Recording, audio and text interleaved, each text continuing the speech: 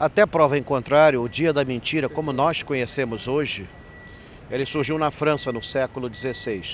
Ao que consta, naqueles tempos, em algumas regiões da França ainda seguia o calendário juliano, ou seja, o calendário feito por Júlio César, antes do ano 44 a.C. E o ano começava em 1º de abril. Por isso que tinha o nome Abril, que abria o ano, né? E acontece que naquela época foi exigido a implantação do calendário gregoriano, cuja data inicial é 1º de janeiro. Alguns membros da sociedade não aceitavam essa mudança, resistiram durante anos. Então ficou moda gozá-los, mandando presentes falsos no dia 1º de abril, convidando para festas que não existiam e etc. E ficou conhecido como Dia dos Tolos. E isso depois chegou ao Brasil também, como espalhou-se pela Europa, chegou ao Brasil. Em 1828, os jornais anunciaram a morte de Dom Pedro I. Imagina, a morte do imperador. Foi o 1º de abril que nós tivemos. E hoje em dia é parte da nossa história. O nosso mais famoso 1º de abril ocorreu há exatos 51 anos atrás, foi em 1964, onde nós caímos do golpe do 1º de abril. E esse golpe durou 21 anos. Talvez tenha sido o 1º de abril mais longo da história planetária. E eu reuni uma série de histórias, e hoje até vou fazer um passeio sobre isso, contando algumas histórias que parecem inacreditáveis, como, por exemplo, os vereadores antigos do Rio de Janeiro não recebiam salário, era uma honra trabalhar para a sua cidade. O máximo que eles ganhavam, ao final do mês, quando trabalhavam muito, era cera para fazer vela. Ou seja, talvez seja por isso que alguns ainda fazem cera até hoje. E é interessante que o governo português determinava que cada cidade tivesse um cofre com o dinheiro da cidade. E esse cofre tinha que ter 3 fechaduras. Cada vereador, eram 3 vereadores por Câmara, tinha uma chave. O governo português achava impossível ter 3 corruptos numa mesma Câmara. Olha só que coisa, né? E aquela turma, como bem você ressaltou, não era muito de banho não, mas não pense que isso é Brasil ou Portugal, era a Europa Ocidental. Tomava-se 3 a 4 banhos por ano, quando então se trocava de roupa. Luís XIV, rei de França, viveu 77 anos com 5 banhos nas costas. Também era o rei sol, né? Se tomasse muito banho, apagava. Luís XV só tomou banho às vésperas de morrer. Vai ver, por isso morreu. Luís XVI foi para a guilhotina sem banho.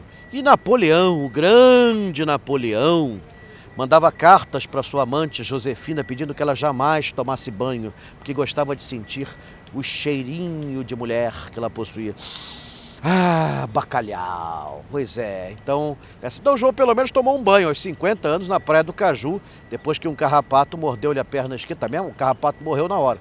Tomou banho na Praia do Caju, acabou com a Baía da Guanabara, mas ficou bom da infecção e tudo bem. Naquela época eram tão poucas roupas que você usava, eram 4 mudas apenas, que elas eram guardadas em baú. Naquela época armário era para guardar arma.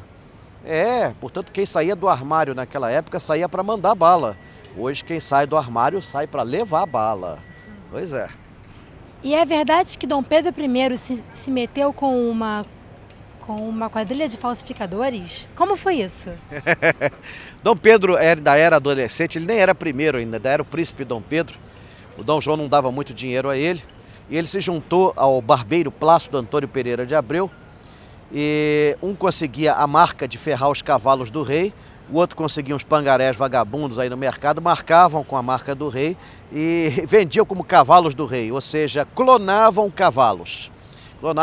E a quadrilha funcionou durante um bom tempo, até que foi pega, a polícia descobriu, metade do Rio de Janeiro já tinha cavalo do rei, mas naquela época quem era autoridade não ia em cana e ele não sofreu nada. A nossa história política está recheada de projetos mirabolantes. Você poderia dar algum exemplo para a gente que poucas pessoas conhecem? Bom, história política com projetos mirabolantes? Nossa, tem vários aqui. Poxa, já houve um projeto para lotear o Jardim Botânico do Rio de Janeiro e fazer um conjunto habitacional em 1968. Já houve um projeto para aterrar a Lagoa Rodrigo de Freitas e fazer um novo bairro ali feito por construtoras. Já teve cada coisa doida, já teve projeto para o Maracanã e para a Barra da Tijuca. Olha, o que salva esse país é a falta de verba, porque se nós tivéssemos dinheiro íamos fazer muita beleza. Já teve projeto para girar a Candelária para ela ficar de frente para a Avenida Presidente Vargas. Só não tem projeto para prender corrupto. Isso é que é o problema desse país. O cara ganha uma prisãozinha, depois alega que está doente, responde em casa, trabalha fora. Aliás, tem uma coisa interessante, né? Corrupto, quando é preso, fica com uma vontade de trabalhar impressionante. Eu acho que isso é a solução para o Brasil. E qual é a maior mentira contada sobre a história do Brasil? Bom, a maior mentira que eu acho é o golpe de 64.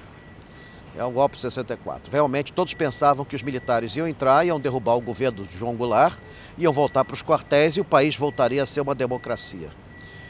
Eu acho que essa não é só a maior mentira da história do Brasil, é a maior mentira do mundo. Do mundo, porque durou 21 anos. 21 anos. Eu acho que nada se compara a ela. Mas você tem outras também.